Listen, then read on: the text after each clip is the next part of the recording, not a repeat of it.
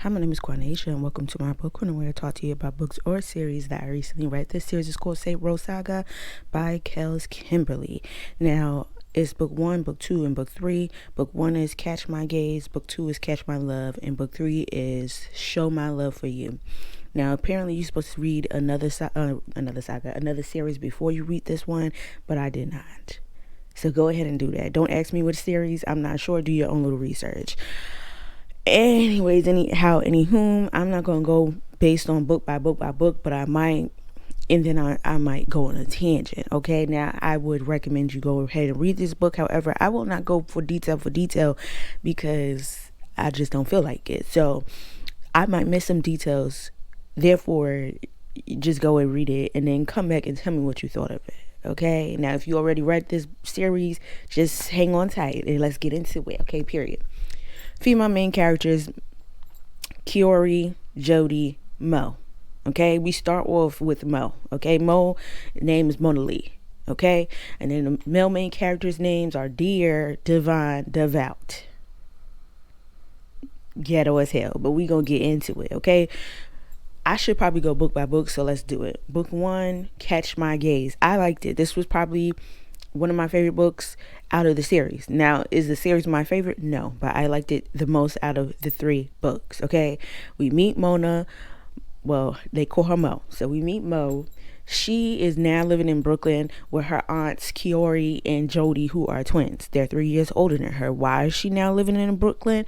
I think she's 20 when she moved, because her husband that she married at 17, that everybody told her not to marry, but she swore up and down that this was the love of her life, cheating on her, constantly ended up getting a bitch pregnant. Okay, let's hold on. Before they got married, he cheated on her.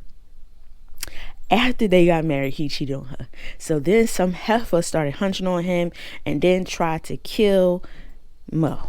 Okay, this happened in another series. Tried to kill Mo, right? He got that heifer pregnant. Okay, this heifer name is Drew. Keep that name in mind. Okay, the heifer name is Drew. Mo decides to leave St. Rowe. That's this place. Anyways, starts to leave St. Rowe, go back to Brooklyn, right? She goes to Brooklyn with her aunts. Her aunt was like, you know what? Let's go to a party. She goes to a party with the aunt. The aunt meets some nigga named Dear. Okay, Dear is the older brother to Devout and Divine, who are twins, right? There's a lot of twins in this book. I'm surprised Mo didn't get pregnant with twins, but we gonna get there, right?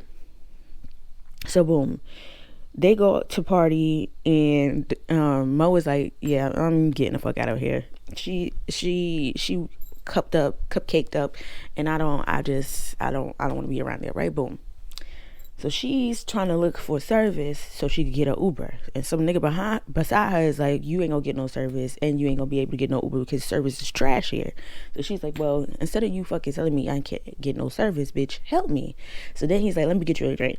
So he gets her a drink. She switches the drink with him because she's like, I don't trust nobody. Well, he roofied both of them. So she goes down, okay? He takes her in his back room. Other niggas know what he's doing, which is weird.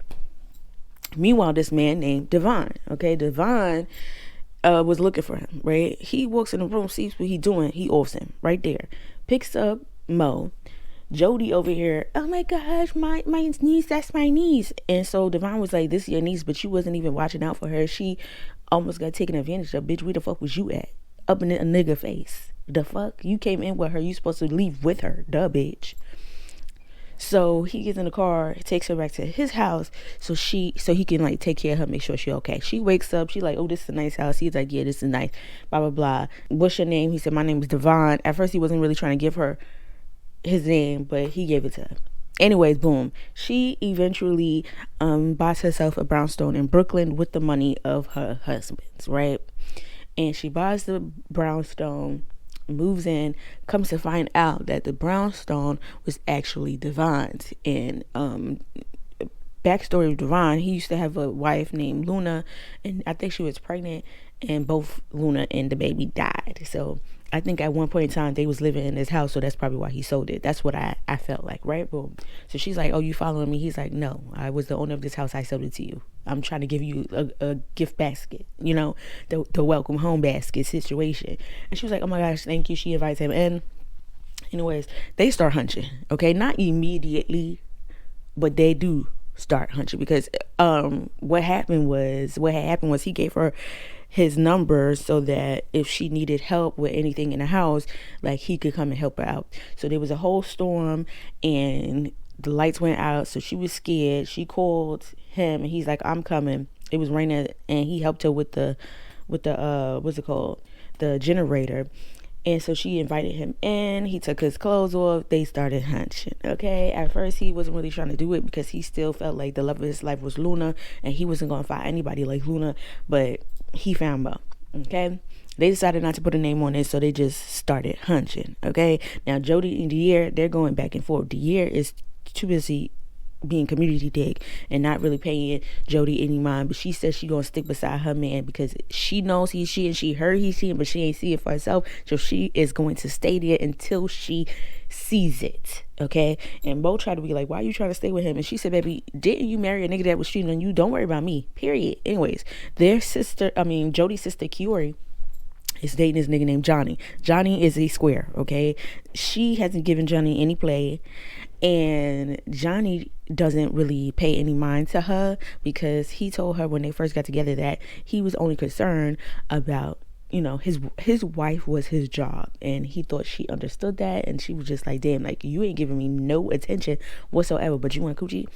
Anyways, their relationship isn't going good. However, Kiori is so self-hating at this point in time in the book. She's such a hater that she hates everything that's going on with Mo and Jody when it comes to the niggas that they decide to be with. Why? Because they are hood niggas, and she feels like hood niggas isn't something that you should be with. You should be with a square. Okay? And Jody and her goes back and forth because honestly, Kiori is jealous of the attention that Mo and Jody get. That's all. Okay? That's it. That's all. All right. Boom. Nothing really much happens in book 1 but that. It was cute. Okay. Book 2. Boom. Catch My Love. Now, I'm gonna warn y'all, Mo is annoying as fuck. She's annoying. She's 20. She turns 21 in the first book. She is so childish to me. I feel like she has arrested development. Why? Because her mama left her when she was 1 year old for her grandmother to raise, and that lady is off in the wind. She probably got her a whole rich nigga and some more kids. That's what it's giving. They don't know where she at. I think Divine knows exactly where that heifer is at, but that's neither here nor there. Okay, so in book 2, right, Divine, Devout, and Dier's parents is called Jerica, that's the mama, and Devontae, that's the daddy. Okay, apparently the daddy wasn't shit to the mother. He was cheating. He was cheating on this bitch named he was cheating with this bitch named Soren. That was his main bitch. Okay, he was cheating with a whole bunch of other women, but he really liked Soren. He ended up having a baby girl named Drew. Well, Jerica decided to tell him to leave Soren and Drew the fuck alone, and he decided he was just going to financially provide for Drew while still fucking on Soren, and Jerica had no idea. Okay, yeah. The 3 boys have no idea about Drew. So boom, Brim is the husband to Mo. They still haven't gotten divorced yet. Brim is trying to get Mo back, but Mo is stuck on Divine. Okay, she ends up getting pregnant. 4 months in this cute little situationship, she ends up getting pregnant by this man. Right, the grandmama could tell, Brim is in his feelings, and she basically said, you talk about you want me back, but would you be able to be a stepdaddy to my baby just like you want me to be a stepmother to your baby, right? And he was like, you could get rid of it. And she's like, don't you ever tell me to get rid of my baby, which is crazy word, but hey, there's neither here nor there. Now, her best friend at the time name was Ishani, I think. Ishani asked her, because of their relationship with Mo and Brim's relationship, she kind of became friends with Brim. So Brim asked her to be his daughter's godmom. She asked Mo, and Mo was like, yeah. I guess she said it sarcastically, but bitch, why would you even ask me that? You should have said no right off the bat. You're my best friend. What's wrong with you? So she decides to go ahead. So now Mo is tight because, bitch, what Are you slow? The bitch that tried to kill me is the mother. That's number one. Then the nigga who cheated on me asks you to be the godmother and you go ahead and say yes. You would never talk to me again. Do you understand me? You are an op in my eyes, right? Okay, so they work with this nigga named Broner. Broner is some white guy, right? Now, Dier is the oldest, but he's not in charge. Divine is. Dier does not like Broner because he feels like it's giving back slavery. Like, why we gotta work for the white man, right? Or with the white man. Broner then gave the boys a job, which was to off a lady named Drew, right? Dier was given the job to do so. He does some research, find out that's their sister, right? So he comes up with the idea to fake her death and take her somewhere, right? Well, that didn't last for long. Broner found out and he was pissed, right? I think this happens in the third book, but he ends up in the second one. Okay, he ends up kidnapping Deer and torture him, basically. Calls Divine, telling him, you were supposed to do what the fuck I told you to do and you ain't do it, so now I got your brother there. Before Divine can go even check on Dier, like get Dier, he gets a call from his father. His father tells him to get out the car. He's like, what the fuck are you talking about? And the father said, get out the car. And so before he could even get out the car gets shot up. He gets shot 3 times. He's going to the hospital. He's at the hospital. They tell Mo goes to the hospital. Well, they tell her not to go to the hospital. They take her to the safe house, but she decides her stupid ass is going to go to the hospital in danger, when it's a danger situation, right? So they get to the hospital. She sees him. She's like, oh my God. And then they end up getting into an argument because he told her that Brim did it, and she gonna say, I don't think Brim did it, he wouldn't do nothing like that. And he's like, why are you taking up for Brim? And going back and forth. Then he told her to get the fuck out, because bitch, what is wrong with you? You start arguments for what reason? You are 21. Why is you acting like you 15? Like, I don't like that. And then I don't like when y'all get these pregnancy tropes and the bitches start acting as dumb and slow. I don't like that. But anyways, he finally gets out. They somehow, some way, they end up making up, there's always happens like this in the book. Towards the end, Kiori starts messing with Devout, not Divine. Kiori starts messing with Devout. Cause he basically, at first they didn't really like each other, and he basically told her, like, you wouldn't know what to do with a nigga like me with my 10-inch curved dick, bitch. Like, you're over there with that little dick ass nigga. You don't know how to handle no dick like this. And she was like, yeah, whatever. Well, then they started hunching. Also, Devout and what's her name, Mo, started making music together. They both can sing, right? So they start making music. Anyways, he starts hunching on Kiori at the stew, okay? So anyways, Jody is not fucking with Deer because he was cheating and she found out and she was upset. They find out, right, that Drew is their sister, but they wasn't really fucking with it, right? They was mad at Devontae because they didn't tell him, because he didn't tell them, and they was mad at Jerica because why would you force him to not be in his child's life? Really, just to find out that he's still fucking on Soren. But that's neither here nor there. Book 3. They still kind of tight. Devon is not talking to his mama. He not really fucking with her, and he definitely not fucking with Devontae. They find Bronner. They find Bronner, that white guy that tortured Dier, sliced and diced him up and shit, and offed him, right? Devontae was like, why would you do that? Devon was like, you should have did that a long fucking time ago. And then he had your son, bitch. What is wrong with you? Right? Boom. They all slowly start getting used to Drew. They start bringing her in little by little. However, they find out that Drew is the one that tried to off Mo, and Mo wasn't really feeling her at all. She wasn't really feeling her because 1, you tried to off me, 2, you fucked my husband and had a baby by him. Like, I'm not with you. And Mo convinced herself that Drew was running after Brim, but it comes to find out from Drew, Brim was coming for her. He was after her. He wanted her body bad, and she finally gave in, and then she went a little nuts over the day. But that's neither here nor there. She did apologize. However, the whole third book, everybody was being rude. All the women meaning, well, Jerica was mad because Drew was the love child of Devontae's affair, and Mo's grandmother, nanny, what's her name, Remy, Nana Remy was rude as hell to her, which I understand because she tried to offer your grandchild.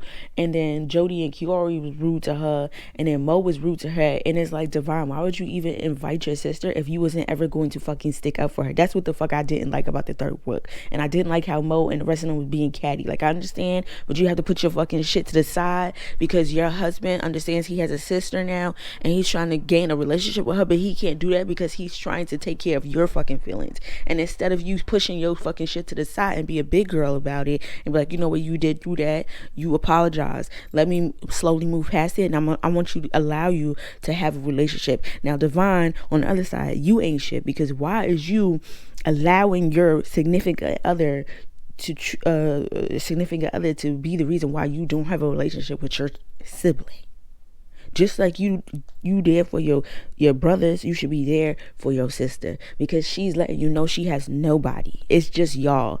She had to offer the mama because the mama was lying. The mama, Jericho, first of all, whoa, let's go back. Broner tells the boys that Jericho is the one who wanted to off Drew, right? Come to find out, the person who tried to off Devon was Soren. And then they find out that Soren and Devontae been fucking this whole fucking time. Meanwhile, she's turning around and telling her daughter that he ain't shit and speaking down to him, but you still fucking on the man, allowing him not to have any type of relationship with your child or accepting it. Crazy. Anyways, I really didn't like how they was treating Drew, and when she decided to leave, I was like, yeah, because that pissed me off. Like, yes, she did some shit. She explained what happened, why she felt this way, and she apologized, and you still was acting like a bitch. And then Devon, you ain't do shit. None of the brothers didn't do anything. I wasn't feeling it at all. I was really annoyed. The second book was too long. The third book was too long, to be quite honest. Mo ends up having a girl named Devin, I think, ends up having a girl. I felt like the third book was too long. The second book was too long. Like, some of it we didn't need to know. Okay, we didn't need to know. It was giving filler episodes. But that's the book, y'all. Everybody, they started. Drew and Mo basically apologized for her thing, and then she was like, I will try to work on our relationship, but I was upset that you try to off me. I will always side eye you. And Drew was like, yeah, I get it. Like, I try to give you, like, I get that, but like, all this, I don't have anybody. I'm just trying to have a family. And yeah, Nana Remy would have got cussed out a long time ago. Like, all of them would have got their ass beat fucking with me. But that's neither here nor there. That's the whole book. I was not feeling Mo. I wasn't feeling any of her family members. I wasn't feeling it at all. Like, the female main characters. And then when she got fucking pregnant, she got insufferable. And I was just over it. Kiori finally got that dick. Oh, back to Kiori. So Kiori is still hunching on Devon while she's in a relationship with Johnny. Johnny don't even realize that she fucking on somebody else. Like, to be honest, he's too stuck up about his motherfucking job. And so he's like, oh, let's go on vacation. She's like, I bet. And then Devout was like, okay, we all go on vacation. We go on vacation to Jamaica. Now, Johnny had already made the idea to go to Jamaica with Kiori. He wants to go with her because he feel like they haven't seen each other, yada yada yada. Why he before they went on a trip, he asked her to suck his dick, and then Devout called Kiori like, what the fuck that nigga just said? Are you dumb? So anyways, they get to Jamaica, right? Before they leave, Johnny tells her, oh, you gotta go without me. Something happened at work. And she's like, are you kidding me?